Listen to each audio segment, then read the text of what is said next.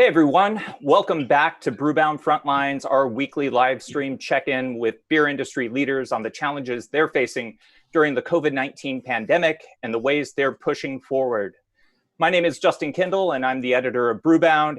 And as always on this weekly socially distant social hour, my colleague Jess Infante is here. What's up, Jess? Hi, Justin. How are you? I'm here. So Yeah. I'm jacked up. We've got two of the biggest brains in the beer industry here. It's and they're gonna well, it is a big day. So two big brains, one big day. Today we're bringing together Lester Jones, the chief economist of the National Beer Wholesalers Association. Thanks for being here, Lester. How are you? Thank you for having me. Always a pleasure to have you here. And Bart Watson, the chief economist of the Brewers Association. What's up, Bart? Hey, everyone. Thanks for having me on. We appreciate you both taking time out of your busy schedules to join us. I know you both are in demand. And before we get these guys educating us all on the numbers, just a reminder to our viewers that they can text their questions at 617-336-8560. That's 617-336-8560. And one final bit of housekeeping before we start, a plug for next Thursday's Frontlines. We will return to our regularly scheduled 3 p.m. Eastern time slot, and we'll be joined by Jason Murphy, the Beverage Innovation Manager for Buffalo Wild Wings, and maybe another special guest. We'll see if we can get them locked down. However, due to some scheduling conflicts within the House of BevNet here, we'll be recording this episode early. So if you have questions for Jason, send them to us in advance at podcast@brewbound.com. That's podcast@brewbound.com. And we'll try to get you some answers. And Jess and I will chat with Jason about how the Chicken Wing Giant, which is the largest pourer of draft beer in the U.S., is preparing for the return of the on-premise. So let's get to the Bart and Lester show. I want to dive into the economics of the moment with you guys. It's Thursday, and that brings another round of unemployment numbers. 1.9 million new claims were filed in the last week. Nevertheless, there's a talk of a recovery. Lester, as succinctly as you can, set us right. What are we seeing on the macro level? And Bart, feel free to jump in. Yeah, absolutely. So, this is an economic collapse. 11 weeks ago, we froze the U.S. economy pretty in a way that's never, ever happened before. So for an economist that follows data and follows trends and uses kind of the historical context to predict the future, most economists were left speechless because they just didn't have anything to describe what had happened. It was even prohibition for brewers was slow in coming. We saw it coming. We saw that the whole prohibition movement happened slowly, and once it happened, it happened, right? And that was it. But for this to happen so abruptly and so dramatically, it just left us in almost a state of panic. Everything from consumer finances to the health and wellness of American businesses, to the government, has all come at us at once. And that is just, that's just something that from an economist viewpoint is just astounding. I'm probably spent the last month more concerned about the U.S. consumer and the U.S. economy and government debt than I have been about the U.S. beer market. We know that even during we had brewers from the 1800s survive 13 years of prohibition and come out and start making beer. So the beer industry, I think, is going to survive this, but how dramatically it's going to impact consumers, how we do business, and how we finance our government is going to be front and center for every business and consumer in this country going forward. Yeah, I'll jump in and I'll agree with Lester and just, add that I think we're really going to have almost two economic events that are separate. We had the initial freezing of the economy, and now we're starting to deal with some of the wider ripples. It's a second demand shock caused by, the ripples that first one did, and I'm not sure we're back to recovery yet. I mean, you mentioned the unemployment numbers. Directionally, yes, they're better than they were a couple of weeks ago, but the initial claims that we had today as a percentage of the working age population is the largest ever in that data series, excluding the last 2 months. So, we're still seeing huge amounts of economic damage hit the U.S. economy. And, it remains to be seen what the next policy proposals are going to come out of Washington. But there are still, major issues with the fundamentals of, the economy in the U.S. And I don't think we're out of the woods or back to a recovery point yet. And this may be with us for a while. So speaking of those 1.9 million new unemployment claims this week, there's already 42.6 million people who have sought unemployment benefits over the last 11 months, and we haven't seen that ever. But people have been getting enhanced unemployment benefits, that extra $600 every week, and those are going to expire at the end of next month. So what do you guys think will be the fallout from that? So this is a little unconventional, but I look at the U.S. economy right now and the American consumer as someone who just is on a bungee cord. Literally, when we shut down the U.S. economy, we jumped off of this platform and we went racing to the bottom floor. And we came up with a lot of fiscal and monetary policies that kind of brought us back up, and we ricocheted back up, and everyone kind of felt relief. But we know that July is coming, and we don't know where or how these unemployment benefits, these enhanced unemployment benefits will be resolved, and whether they'll be extended, and will the gig workers get them or won't they, and how will that all work out? So we're kind of up in the air because we've had a lot of stimulus, but we know that it only lasts so long. And as we start going back down, we're going to need that next kind of stimulus to pull us back up. And we are on a bungee cord, and it's good. And because we never really, when we had a 2008 recession, we kind of saw it coming, and then we worked to institute policies to help people. We kind of did this So once again, like I said at the beginning, we are in territory as economists and as forecasters, and even as people in business who look to the economy to help guide them and what they should do next. We're all kind of feeling around in the dark right now. It's going to be a wild ride, and how much we can ride this bungee cord and for how long is going to be a good question. Yeah, I had a couple of things. The first is that, you can see in consumer spending data from people like Opportunity Insights that those benefits helped. They brought consumer spending back up to a level that it had not been at, and gave a jolt to consumer spending and consumer confidence. So, I do think there are challenges when those expire. The U.S., as our policy responses, tried a number of things, small business, forgivable loans, as well as unemployment, but more so than many other countries, we've really tried to, dull the pain of this through the unemployment insurance system. And so when those benefits go back to their previous levels, I think that's going to be a challenge for consumer spending. The other big piece here, which is still yet unresolved, is that a lot of that unemployment, people indicate they think of as temporary. They think they're going to go back to their jobs, and we really just don't know what those percentages are. If the people who all think they're on temporary unemployment have their jobs back in July, we may start to see that recovery really accelerate. If those job losses become permanent, plus you add in that unemployment benefit piece where those benefits are cut, that's where I think you really see challenges in consumer spending and more widespread pain that's going to spread in the U.S. economy. Sticking on consumer spending, we've seen trading up and trading across beverage alcohol types in recent years. When that well runs out, and there are a lot of ifs on what happens next, but are we looking at an altering of consumer purchasing behavior, maybe a move away from the trade up, some trading down going on? What could we see here? Yeah, back in December when we did the Brewbound talk, we put up the share of personal expenditures that are spent on alcohol. Now, if you remember that slide, about 1% of our personal expenditures we tend to spend on alcohol. So as we both see consumer incomes contract, we'll see a contraction in that ability of consumers to buy alcohol, because if you don't have money, you can't buy.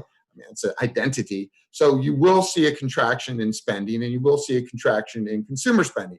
So now the question is how do you maintain that same level of ethanol consumption? Because we are historically been relatively consistent and predictable consumers of alcohol. So just by the way the identity works, we're going to have to see shifting around in those segments between high end, premium, lower premium segments of beer. I don't see that as that's going to play out. How it plays out, I'm not quite sure. I'll give a slightly opposing viewpoint. I mean, I agree with Lester that we have to see those total expenditure numbers fall as the economy weakens, but I'm not as convinced that that's going to hit premiumization. For one, it depends on who this recession hits. Right now we're seeing in the unemployment numbers that the most educated, Americans have a much lower unemployment rate, and I think that will probably continue going forward. So the people who are driving that premiumization may have more income to spend. A second piece of the puzzle that I think is hard to know, and we're going to get into this more, I'm sure, is just what does the on-premise look like, and how does that shift the overall, consumer spending on beverage alcohol? Right now, volumes, may be up a little bit up. I think they're largely static, but consumer spending on beverage alcohol is pretty clearly down over the last 2 months when you talk about retail dollars. And I think that's one thing that's helped fuel the premiumization that we've seen during the COVID period, is that because people aren't spending the on-premise where the retail margins are much higher, they're actually spending less money on beverage alcohol, even if they're buying slightly more. So, that could be one thing, that variable that's hard to predict, but could play out this summer, where we continue to see premiumization in off-premise if that on-premise stays weak. And so total consumer spending goes down, but we still see premiumization. Those are really interesting indicators. But speaking of, you guys are two of the most plugged in people in the entire beverage alcohol industry. So what are you looking to help you read the tea leaves of the situation? Where are you guys getting your indications of where we're going? I'll jump in first and just say, if you're only getting them from one place, you're getting a partial picture. And I think, this crisis more than ever shows you've got to be reading lots of different sources of data. Lester already touched on scan data, which is a great week over week indicator of what's going on in a particular channel. But there's lots of bad stuff being written that's solely written on scan data right now, and assumes that's the total beverage alcohol market. So, we're triangulating with consumer surveys, with government and tax data where available, which it's much less available because of deferral of payments than before, from consumer spending data that's available through sources. I mentioned Opportunity Insights. They have an economic data tracker that's been very helpful. From the other trade associations, NBWA via BPI and their fintech data, which Lester can delve into more, and the Beer Institute and shipment data. That you really need to be looking at this from all directions to cobble together a complete picture. And even then, there's variables that are missing that we can't know or are hard to project going forward. And I'll close by saying, consumer surveys are a great, piece of this, where you can get thoughts on what people are thinking, but people are notoriously bad at predicting what they're going to do. And in unprecedented situations, those are one piece of the puzzle and can't be the only thing you're relying on. Well put. Yeah, it is triangulation. You can't just rely on one single data source. And it's going to be very erratic. It's going to look like a bungee cord ride. When we look at the April Beer Purchasers Index and we watch that just contraction in beer orders for distributors, everyone dialed back. And we saw that the craft index fell to 14. And remember, all that we do in BPI is ask, are you ordering more beer, about the same, or less? It's not that we're not gauging percentages and volume change. We're just, are you ordering more or less or about the same? And when everyone reported I'm ordering less of these segments, it was eye-popping. And then all of a sudden we see May come along and we see some reopenings, and then we see that rebound where everyone's reporting I'm ordering a little bit more. And the complexity of the supply chain, which we're becoming painfully aware of, such as Mexico, we see the BPI for May, kind of imports are down a little bit, but sub premiums are up a whole bunch, and it kind of begs the question, our beer distributors kind of, if I'm not going to have a whole bunch of imports in my warehouse, I better have something to get to the American consumer. So when you see those big premiums and sub premiums and premium lights jumps in the beer purchase index, you know that the marketplace is trying to hedge against supply interruption. So once again, we're going up and down, and I suspect when June comes along, we're going to have a really different beer market. And then when July comes along, it's going to look even different. So we're just going to have to ride this out, stay nimble and quick on our feet, and just pay attention to what the trends are and what the consumers are doing. And it's going to be regional too. We know that the Southwest, the Southeast and Southwest is coming back a lot faster than the Northeast and some other regions of the country. So we're going to have these big geographical differences in how the beer market is responding to both the recovery from COVID and then the impacts of the recession, which is two big, like Bart said, they're two big events that we have to manage as we plan and work forward for the rest of the year. Speaking of puzzle pieces, Bart, the BEA has conducted, I believe, 3 impact surveys, which have been some of the most talked about temperature checks in the industry. The most recent results of the 3rd survey showed attitudes have shifted to a bit more optimism. Many of the respondents attributed their attitude changes to receiving Paycheck Protection Program funding. Is that going to be enough? What more do these craft brewers need to sort of get them through? It's a great question, and it's one that I think is timely to answer, because I think they're going to need either to get back to reopening their businesses or more government supports. And we're kind of at the place where I think we're seeing policymakers play chicken a little bit and hoping that the economy recovers so they don't have to inject more money. But you're right. I mean, I think we are seeing a little bit more positivity. Our 2nd survey was fairly negative, and I think that was really. We did that around the low point of sales. It was also prior to the PPP loans being dispersed to brewers. It was prior to many of them shifting their business models and really leaning into things like new methods of selling to go or delivery. And we're seeing a little bit more optimism right now. But I would caution that's varied. Plenty of brewers are still very pessimistic, and that that there's variations there by business model, by size, by their ability to get PPP loans. Not everyone accepted or got one. So I think they're going to need either to get back to the businesses that they were running before, or at least some close approximation of that, or more support from policymakers in terms of market access freedoms or just direct monetary support. Great. So, yesterday, Congress made some changes to the strings attached to the PPP situation. So recipients now have 24 weeks to spend the money they get instead of 8. They can allocate 40% of their loans to non-payroll expenses instead of 25%. They now have 5 years to pay back instead of 2. And I know we saw that a lot of breweries had received and accepted them, but according to, I checked CNBC earlier today, and there's still more than $120 billion available from the 2nd round of funding that happened afterward. Do you guys think that we're going to see more breweries applying for funds now that there's still money left and it's a little bit easier? But is this too little too late for them? And do you think that these changes help breweries, reimagine their own survival? I'll jump in there first and say, these changes help. And we've been advocating along with National Restaurant Association for changes that look exactly like this, for more flexibility in how these funds could be used, more flexibility in the payback period and the period to use them as well. Because, while these loans, I think, came from a good place, they just simply weren't designed for hospitality businesses or for many small businesses that, saw huge drops in sales. And so it didn't make sense to have a full workforce during the last couple of months. So I think they're going to help, and this flexibility is going to make a few more brewers try to use them. At the same time, we shouldn't pretend that these are a panacea and are going to solve every brewery's woes. This is a demand shock that could be with many small businesses for a year, for 18 months, and so 2 months of support in terms of funding is helpful, but it's not going to be the be all end all for many of these businesses. Lester, what are you hearing? Not that much different with Bart C. And I think there's, when you look at how the brewing industry has evolved, since 2010 and that post 2008, 2010 recession period,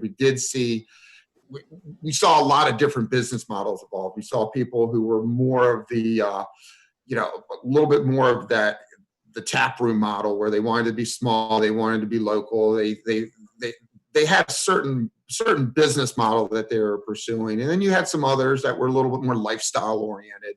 And, they were the guys that were, had working on their second careers, and they were doing it for a lifestyle versus other people that were doing it for a living. So I think at this point, we're going to see a division in the industry as the people that were in it for the lifestyle of having a small little brew pub in a local community versus the people that went in there with intentions of growing a real brewing business with widely distributed, widely recognized brands. So these two business models are going to split off, and this is the event that will do it. And it's for the last 10 years, since 2010, for the last 10 years, we've been kind of looking behind us, knowing that business cycles happen. We just don't know what causes them to happen, but here we are in a new business cycle and a new event and a downturn, and it is severe and it's dramatic. It is almost, some guys are calling it another Great Depression, aka 1929 stuff. So we got a lot of work to do, and figuring out who's going to succeed and who's going to fail is going to be part of that. Even before COVID-19, we'd seen craft begin to slow down. We'd seen the number of companies closing their doors on the uptick. I think last year it was nearly 300, still outpaced by the number of openings, which I think was around 1,000 or so, which we've seen in recent years. So we're in June, we're at the halfway point. How are you viewing the numbers now, Bart? I mean, what sort of, I guess, speaking of tea leaves, what's your expectation for openings and closings this year? That's probably not an easy thing to answer, but I'll throw it out there before somebody throws us an audience question on it. Sure. And I think we were predicting about 400 closings before any of this hit. That's just increase in the number of breweries and an increased uptick in the rate that we've seen year over year pretty consistently. And we were looking at somewhere between 800 and 1,000 openings. So maybe a little bit down from what we've seen in the past, but still strong openings.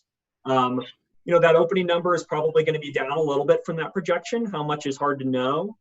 Probably the opening number is going to get hit more highly next year than this year. The people who were planning to open this year were pretty far along in the process. They had raised money, they had found a place. Many of them were paying rent already. They were putting in tanks, and that's kind of the point of no return. So we're still seeing breweries open during this, because once you've invested the money and you've taken out the debt, you really don't have another option. So next year I would think that opening number is going to drop more. The closing number is one that's hard to forecast. We've gotten different views at different viewpoints from some of our consumer surveys. I will say we really haven't seen an elevated closing rate beyond what we were projecting so far, but I think we'll continue to see that rate increase a little bit as people see what reopening looks like, realize that those revenue streams may not be coming back as fast as they need to make the business model work. But at the end of the day, this is going to be about people's risk tolerance, where their funding comes from. And so, my gut is that we end the year, with openings and closings a little bit more in balance, which is something we were heading toward anyway, but that this is certainly going to accelerate. And so what number that is, I think is hard to pin down. It's probably going to be higher than that 400 number of closings we were projecting. But we haven't seen the bottom fall out either. So I don't think we're going to see, 2,000 closings this year. So friendly reminder for everybody watching at home, you can ask questions that we will then pass on to these guys through a dedicated text line at 617-336-8560. A great audience question right on the topic. Can the regional breweries make enough money to be successful as they shift to a higher percentage of off-premise packaged beer? Obviously, that has a smaller margin. Bart, what do you think? What's their draft package mix going in? What's their debt level? We are seeing the regionals generally be more positive, and because they have that higher package mix, and craft's up, along with the category in scan data. So if you're heavily in off-premise, your numbers may look, I won't say great right now, but they might look decent. But a regional craft brewer that's 40% draft, it's going to be really, really difficult for them to make up that lost volume. So it really depends on the brewery, the region they're in, their business model, and then in terms of business viability at the end of the day, what does their debt level look like? And if they're a 30-year-old brewery that had paid down their debts, now it's just a hunker down time, and it's going to be tough, but they're going to make it through it just fine. And if you were someone who was growing rapidly to fill out a new brewery, there's going to be challenges, as there were in the last couple of years. Lester, what do you see? We have a lot of challenges ahead. Not only, you know, this social unrest that we've just seen in recent days that have impacted just hundreds of downtown metro areas are going to present huge challenges, and that's small, regional, and large brewers and distributors and retailers alike. Regionals, they have, you know, like Bart said, they have the capacity, they have the ability to go out and just widely distribute beer. They will be, you know, they'll be fine. They'll readjust their business models. It goes back to how do we rebuild the on-premise? How do we rebuild these downtown areas? I mean, not only do we have to rebuild our on-premise business, now a lot of our areas have to rebuild their downtown areas that have, you know, taken a significant hit through a lot of the unrest that is, you know, rolling through the cities right now. We can see some pictures that are emerging from a lot of our downtown areas. We've got a lot of work ahead of us, and it could be regional, it could be the macro brewers. I think if anything has got to come out of what we do this time, is we got to figure out as an industry is how to rebuild our marketplaces, how to rebuild our communities, how to rebuild our downtown centers, and, you know, get this country back on a right track. Another question from the audience, this one from Rabobank analyst Bukhard Neeson. He wants to know if the NBWA has data on how much of the distribution has moved to e-commerce via like Provi or 750 SG Proof.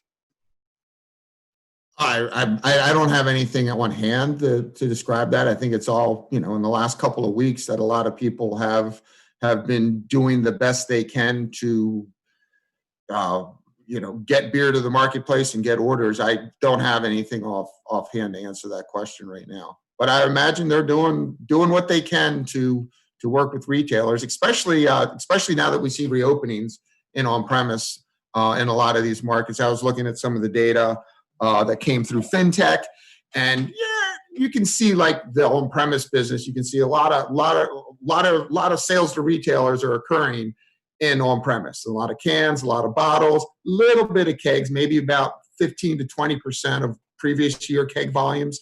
So how are those transactions being executed? Are they, you know, they sell, or are they just calling, are they texting, are they pulling up and yelling out the window, "Hey, you want any beer?" I'm not quite sure if that classifies as e-commerce, but I'm sure we are adapting and changing very quickly to the marketplace. And maybe in 6 months we can come back and revisit that question.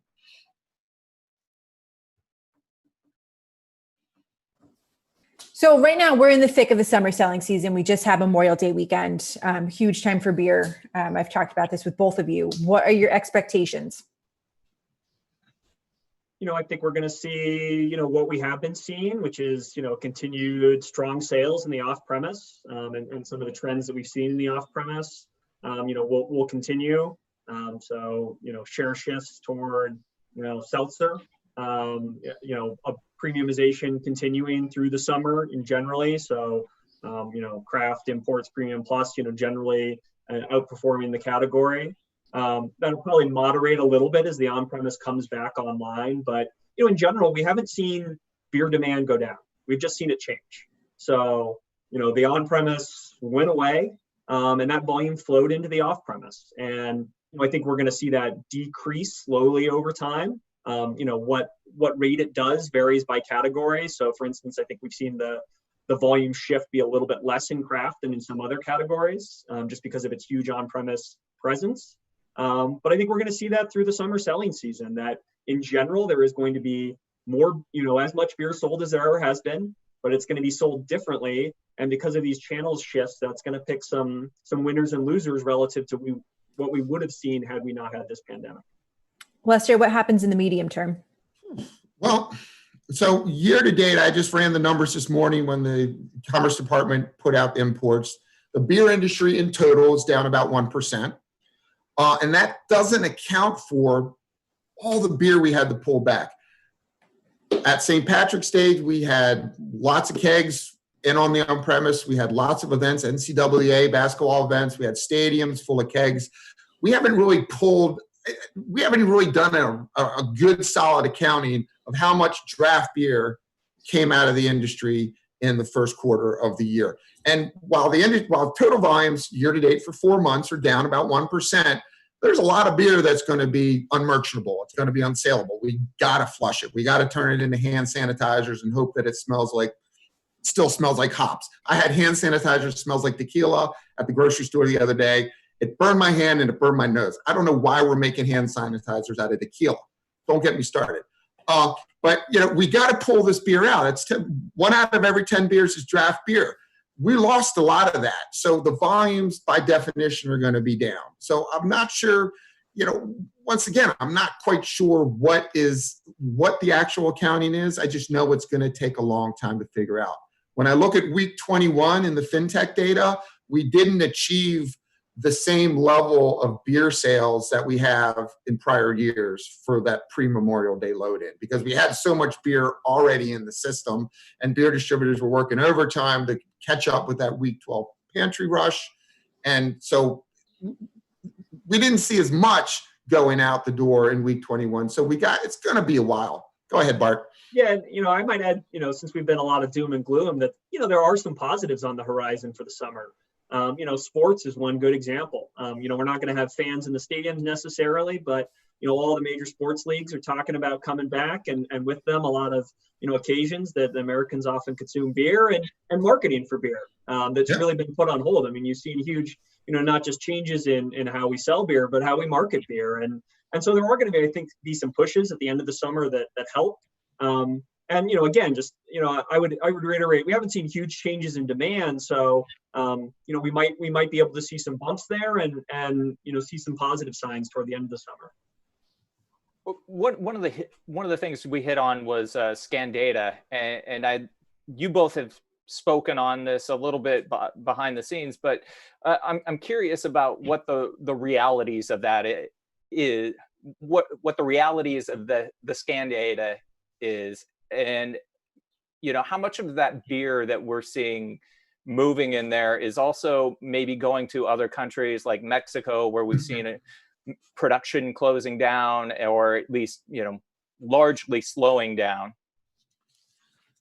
Oof. Once again, our method, our accounting of our beer industry is seriously disrupted. And we can look at scans and we can see what's going on, but we know that there are so many variables out there with what was actually happening on the on-premise. I mean, remember when you went to a stadium, they filled beers from kegs and it spilled all over the place. And at the end of the day, they probably flushed, thousands of gallons out of their system just to clean them. So, how we, like Bart said, how we consume beer and where we consume it is going to be very different. We may not waste as much beer in this post-COVID marketplace if we're not filling stadium draft lines up with, thousands of miles of, hundreds of miles of draft beer lines that eventually get flushed. And at the same time, Mexico did shut down beer production, and we've seen all along from Yuma through McAllen, Brownsville, and Harlingen, through Tucson, through El Paso, we've seen all those numbers just bump up. Some of them even doubled in terms of their volume of beer that's moving through those marketplaces. So when we look at scans, we're looking at a narrow view of the industry, and we got to be concerned about it's not representative of the entire beer market. And like Bart said, we need to triangulate. We need to think about what pieces of information can we pull about the beer market, and how do we adjust them and figure out exactly what's going on and where the action is and where the action is not. I would add, I want to be clear that I'm not critical of SCAN per se. SCAN does a great job of measuring what it measures. And I think, both the primary scan data companies, Nielsen and IRI, both do a great job of measuring those channels. And I think both have been increasingly clear about what they measure and don't measure. I was on a Nielsen presentation earlier this morning. They opened with, beverage alcohol needs to be up 22% in off-premise to make up for on-premise. What I'm critical of is people who only look at SCAN and don't see those other pieces that that Lester just talked about. And so SCAN is giving us a picture of what's happening in one channel, and it's a partial picture, and it's a useful picture, but you've got to put it together with some of the other things that we're talking about, with an understanding that the SCAN data in Southern California and Southern Texas is going to be influenced by people who can't buy buy beer on, the Mexican side of the border and might be coming across to buy some beer to take home. So these are all, pieces that you have to understand the context. And, we open with kind of what are you looking at? I mean, this is where the deep relationships in the beer business matter. And if you're only looking at the numbers and not picking up the phone and calling people and seeing what they're hearing in their markets, you're missing part of the story. Bart, I feel like something I've seen you have to deflect on Twitter a bunch is the fact that Belgian whites are really up very high and off premise, and people keep asking, well, what's going on? And your point is, well, Blue Moon and Allagash White are huge on premise plays. So now that nobody can go to a bar and order them, they're buying them at home. So there's definitely a lot that goes on that people aren't always accounting for. So yesterday, our Allagashian friends had a media briefing in which they introduced a bunch of new products to us. And one of those new products is something called Little Grove by Allagash. It's a fruited sessionable ale, not a seltzer, kind of in that area. But this dovetails perfectly with an audience question that just came through that, what new styles are going to be emerging for the summer, both in terms of refreshment and maybe things that are trying to make similar adjacent seltzer plays.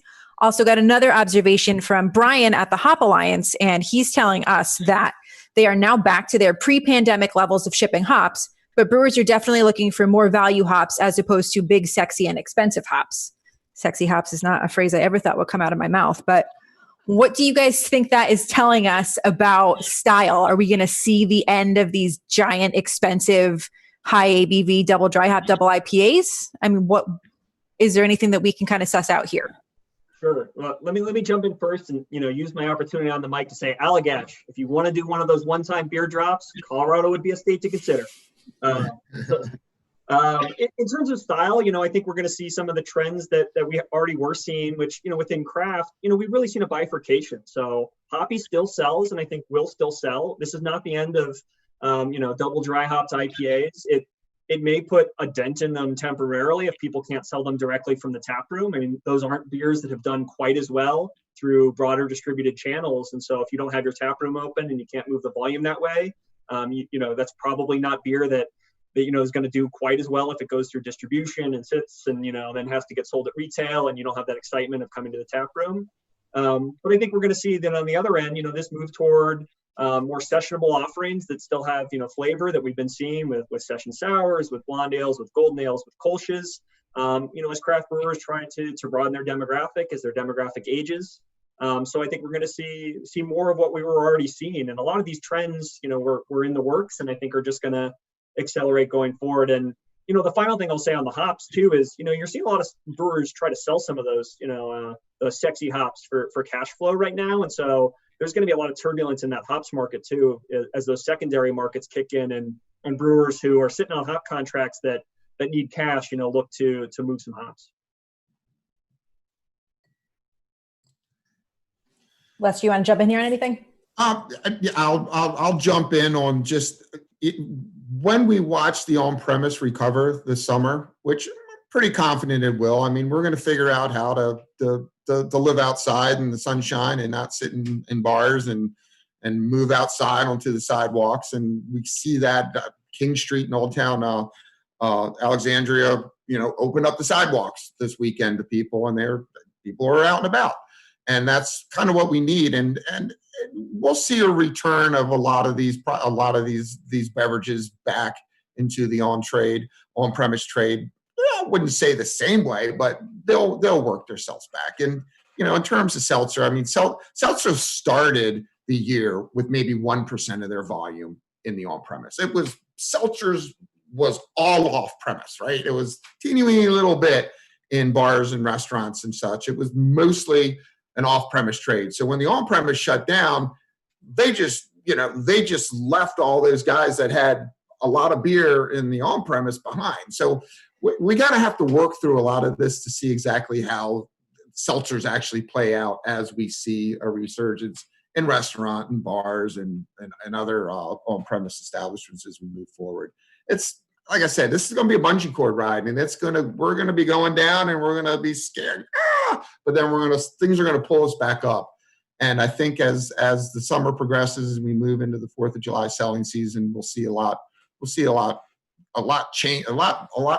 more significant changes impact our market. And this conversation we're having may be radically different in a month.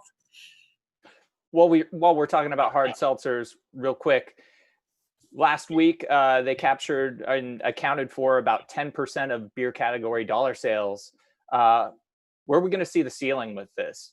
Do you guys have any sort of indication of where that might be? No. Yeah. Let's see how the on-premise comes back. Let's see how the tap rooms come back. Let's see how craft in general responds. What happens to Mexico? How do we get Corona and Tecate and Dos Equis and Sol and all those Pacificos and all those bands back flowing in the United States again? I mean, these are all these shares are measured to a benchmark, and a benchmark is the universe of beer that's available in that month or that week or that 2-week period. So these benchmarks are going to be all over the place. So making statements about where they're going to be, are they going to be 10% or 15%, really depends on what we have flowing in the marketplace at that given time. Speaking of how much is flowing, how much craft seltzer is out there? Do we have a read on that yet? We don't. I mean, we benchmarked it in our annual survey as part of just non-beer beverages in general. So, what brewers are making in terms of cider, mead, kombucha, other things. It is growing, and I talked to a lot of brewers after we did that survey who said, we don't have one yet, but we're planning to introduce one this year, which, who knows how those have gone. I do think a lot of brewers are exploring where they fit in that market because, I think we're going to continue to see growth in seltzer. It's, in many ways, it's acting like light beer for a new generation. It has a lot of the, the attributes that people wanted out of light beer, but with some of the new ones that a new generation of 21 plus, legal drinking age adults want, out of the beverage alcohol that they're drinking. And so craft brewers are trying to figure out if that matches with their brands and if they can put their own spin on this. And so I think we're going to see a lot of brewers, still be interested in this and see if they can add value and also just test how much of this is a category versus a couple of brands that are really dominant. We really haven't, even with the new competition, seen share for White Claw and Truly drop that much. So, small brewers are trying to figure out whether this is a space they can play in and how much this is going to be a true category versus one that's dominated by a couple of brands. Another audience question we have here, we talked a little bit about the on-premise.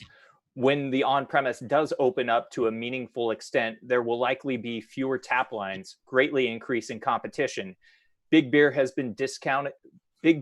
discounting levers. Local breweries have the support your community aspect, which is stronger than ever.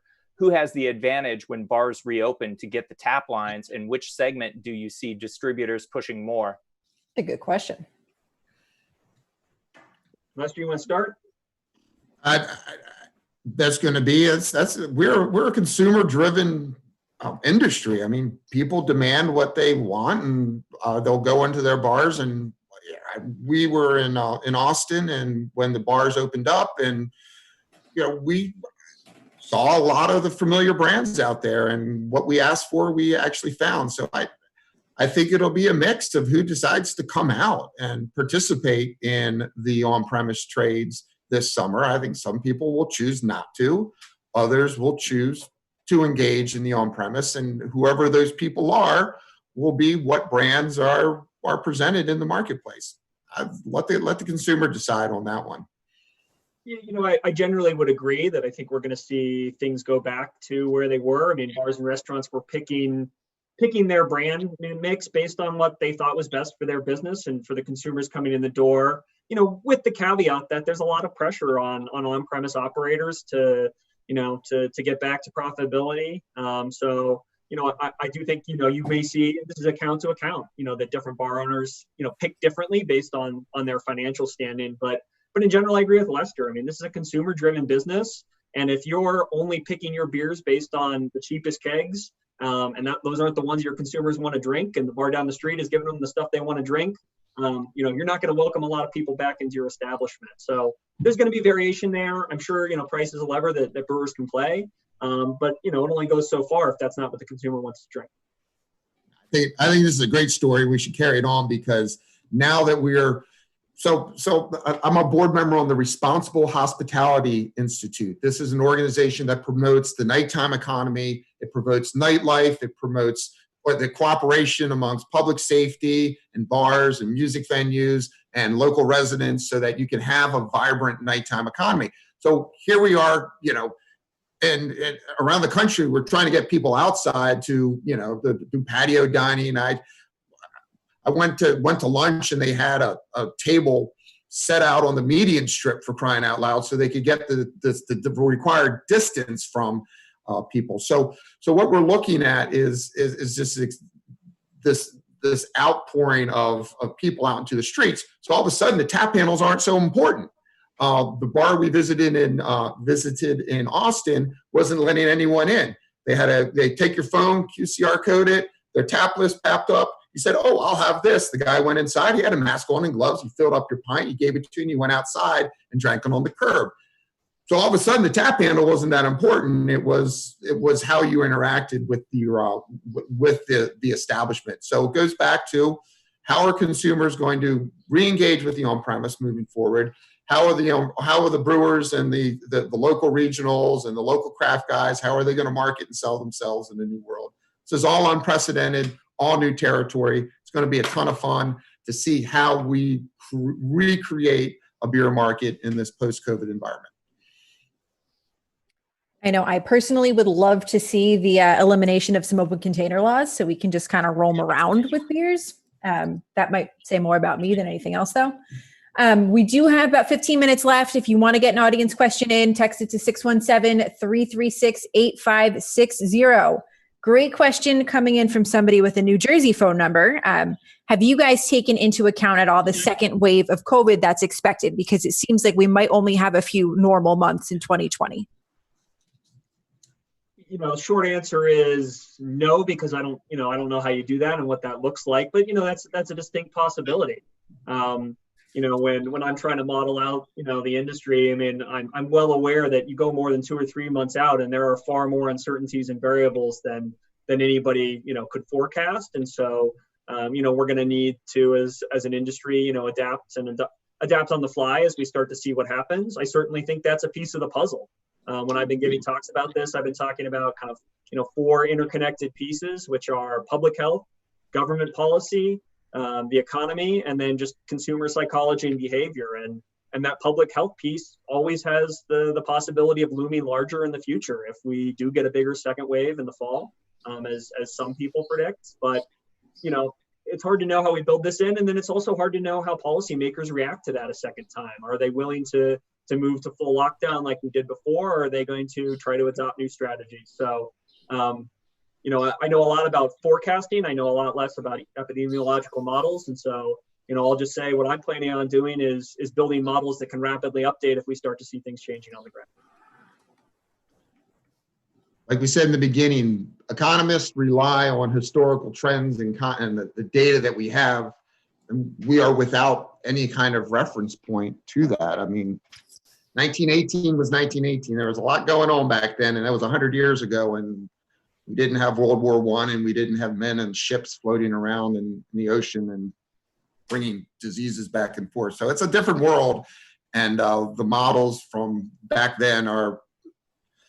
I've done a lot of modeling in the beer industry, and even when you look at the beer industry from 2010 to 2020 versus 1990 up to 2000, what drove those beer industries in just 20 years? The variables and the factors that define the beer industry from 1990 to 2000 versus 2000 2010, and then are radically different. So for anyone forecasting the industry, it's nice to have a perspective and a historical perspective, but it's, like Bart said, it's part of that triangulation of trying to get all the information on your table in front of you so that you can make some good, solid, sound business decisions. We talk about the return of the on-premise. Are we seeing any progress being made on a tax credit for out-of-code or out-of-code beer? Those conversations are certainly ongoing. I don't want to speak for our government affairs folks and say progress or not. There's a lot of industries, and beer has become part of a broader coalition talking about, the losses that we've seen in the food system and the unfortunate need to, destroy product that, was destined for one place. In beer, this was the on-premise and sports venues. from the milk industry, that was schools and places that they typically send a lot of things. So there's a broad coalition of food and beverage producers that are facing this, that we're working with and having that conversation. But one thing I'll say is that policymakers in DC have a lot on their plate right now, and so we're certainly advocating every day and working as hard as we can for the beer industry. But there's a lot going on in DC, and so it's challenging to cut through that clutter, even with powerful friends like the NBWA and the Beer Institute. Rates. Oh God. No, Bart got it. Continue. Cool. So like we talked about with you guys yesterday, we want you to myth bust a little, because there's a lot of like things that have, basically been accepted as truth in the past 2 months. Is beer recession proof? It is recession proof, but we don't know if we're in a depression or if we're in the free fall, and we don't know if that bungee cord is going to save us when we get close to the canyon floor. So we know it's recession proof because we can look back on our history of all this great data we have. The thing about the beer industry is it has that excise tax to it, right? It has a federal excise tax, has a state excise tax. So for 100 plus years, we've been systematically collecting beer data. So we can look at it historically and look at the recessions and the depressions and the other events and make judgments about it. We don't have a reference point right now. So it is recession resistant. I'm personally confident that when we get to the end of the year and we do that 2.5 gallons of pure ethanol, we're going to be about right where we belong. Will it be all low end or all high end? Will craft be the major contributor to it? Will seltzer have contributed to that 2.5 gallons? I'm not quite sure, but I feel pretty good that we're going to be around that right point at the end of the year. And so that leaves it up to the marketplace and the brewers and the distributors and the retailers to all go out and figure out how to distribute and sell those products such that we get to that point. Yeah, Lester hit the 2 points I would. Not recession proof, but recession resistant. And this is total beverage alcohol, not beer. So I don't think total beverage alcohol is gonna drop that much in a recession. But will people trade across beer, wine, and spirits? That remains to be seen. And there's lots of variables here once you factor in price and the substitution effect across beverage alcohol you sometimes see. Perfect setup for our next myth. Consumers are drinking more beer. False. I'll steal Lester's number since he already gave it. That beer is down 1%. You can do this in different ways. When I crunched the numbers, I got up 1 or 2%. That was before we had some of these new commerce numbers. But yeah, people aren't drinking less or more. They're drinking differently. And so huge scan numbers are offsetting huge losses in on-premise. And I think basically, most people drink the same amount that they do, over the course of time in good economies and bad.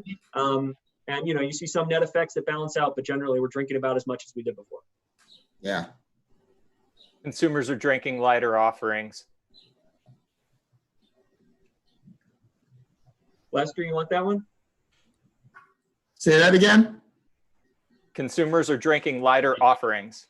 Well, it seems so right now, but we're headed into the summer months. I think if anything that we learned from the seltzers of 2019 was that people like seltzers, and that is absolutely a lighter product, which is interesting though. It's higher ABV. Most of the seltzers, most of the premium lights are around 4.2, and now all of a sudden we see this seltzer which is pushing more 5. So I mean, are we talking lighter in calories, lighter in color, or lighter in ABV? What is that? What are we referencing when we say that? Is clear beer back? Seltzer seem to suggest. And within craft, I would say more clearly false. IPAs are gaining share at the same rate they always did. So this is not something where we've seen a huge shift in the scan data that we have in terms of what styles people are buying.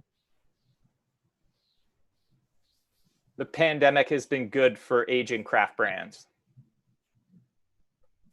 The pandemic has been good for some craft brands that do well in scan, and it's been good for them in scan. But I think if you talk to many of those companies and ask them if they prefer the world before, they would say I 100% prefer the world before. So just because regional craft brewers are selling more of their mixed 12 and 24 packs doesn't mean that their total volumes are great.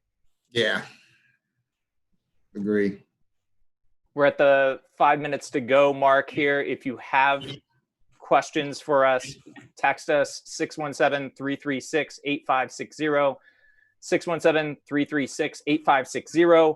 Bart, is the Brewers Association conducting a consumer survey of what pub guests would like to see in place when returning to pubs? Numerous people have done this already. So we've been publishing some of that data from various guilds and sources. Technomic has some of this data. The North Carolina Guild had a huge one, 4,000 people. We've seen these from other brewers guilds. So I think a lot of this data is out there, and the answers are varied. Different consumers want different things based on, how confident they are heading back out. And I think you're going to see this evolve over time. So there's a lot of this data out there. And, I think it shows, kind of what are the essential things by category of guest. And generally you see about a third of people ready to come back out, about a third of people taking wait and see, and about a third of people who are pretty hesitant. I don't think we'll see till later in the summer. And you need to take different steps from each of those. And then, a lot of this is going to be mandated by states. So, we could do this work and say this is what they want, but if the state mandates something else to safely reopen, then that's kind of irrelevant. So we don't have active plans to survey on that because there's a lot of that data available. Lester, got an audience question for you regarding wholesalers.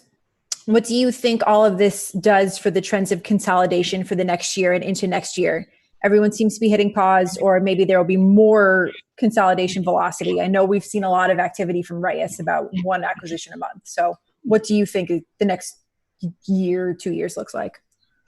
Mixed bag. It's got to be a mixed bag. I think there's a lot of markets that are actually doing well from a beer distributor's perspective. People are not leaving them for the summer holidays. So people that typically saw a lot of exodus of people leaving town are looking at their sales to retailers and saying, oh, people aren't taking their vacations. They're not traveling. So my business is actually doing better. We have some markets of, New Jersey and New York and up through the Northeast that, are hurting. They've had a disproportionate impact from COVID-19. They've taken a big hit, and I'm not sure how exactly those distributors are going to fare over the next next year. I mean, beer distributors are tied to their community. They're tied to the health of the economics. They're tied to the health of the demographics. They're tied to the health of all the businesses that operate there. If down in Louisiana or in West Texas, where the oil markets are being crushed right now from inexpensive oil, it's going to destroy those beer distributorships. Are they going to be able to survive through this energy depression that we are experiencing? Is going to be a tough call. Meanwhile, some of these rural markets that are having people, trying to spread out and find new places to live. I don't even want to talk about, the migration that's about to happen. We know.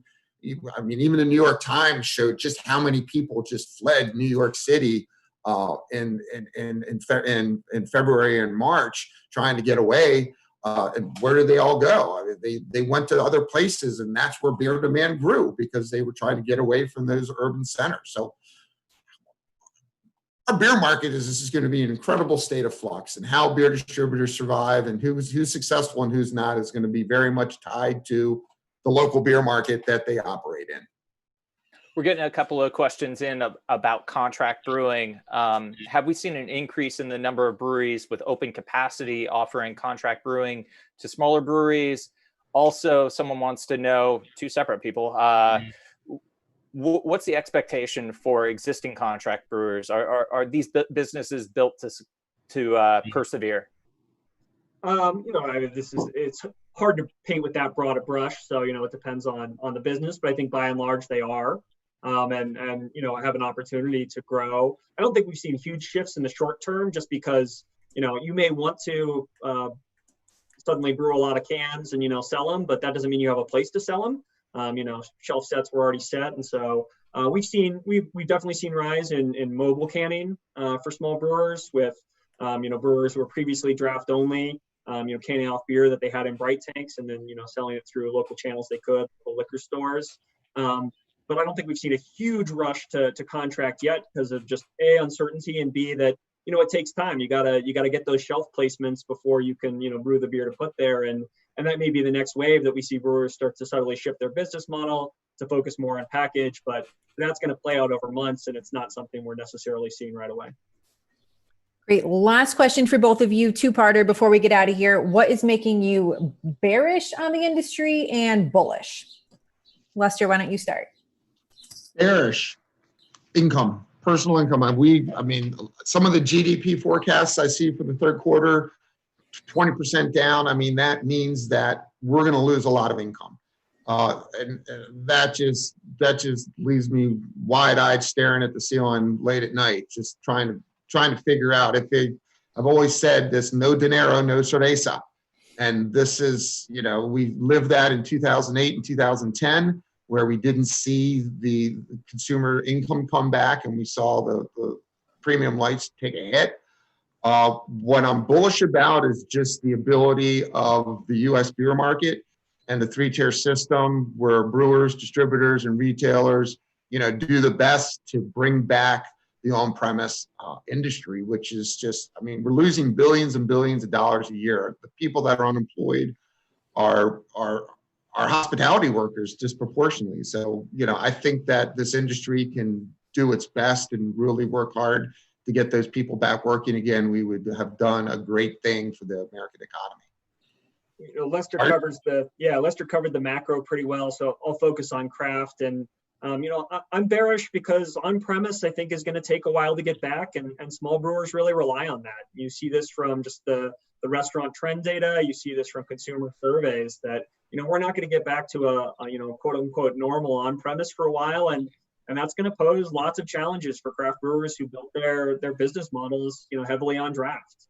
I'm bullish because of the innovative and entrepreneurship of many small brewers. We haven't seen that wave of closings that I think many, including myself, really feared that we'd see over the last couple of months. And it's a testament to small brewers' ability to pivot, to find new ways of selling beer via to-go, delivery, find new distribution partners and get their beer out there in new ways to the fans who want it. And that can't last forever, but I think we're going to continue to see new brewers find new ways of staying in business. I'm bullish on that scarf behind you, Bart. And before we get out of here, give us the brief story on that. That scarf is a tournament scarf from an ultimate Frisbee tournament in Japan that I went to. And I believe this is the one that got canceled by the tsunami. So I was there for the big tsunami. But that was the tournament scarf from a Japanese ultimate Frisbee tournament. Does kind of make you look like a Gryffindor. That is our show for this week. Thank you all for tuning in. Thank you, Lester and Bart, for joining us on this 1 hour plus journey. Thanks to Jess, who will now take us home. Yeah, so join us next week when our guest is going to be Buffalo Wild Wings Beverage Innovation Manager, Jason Murphy. That is kind of a mouthful. We are going to talk all about draft beer, the on-premise channel, whether or not boneless wings count as real wings. My vote is no. We're going to be broadcasting the conversation on Thursday at 3 p.m. Eastern, which is our normal time. But we do have to pre-record, like Justin mentioned at the beginning. So we are going to be taking your questions in advance. So if you want to email them to podcast@brewbound.com anytime between now and Tuesday, we will be able to ask them to Jason. Thanks, guys. We will see you next week. Thank you, guys. Good luck. Thank you.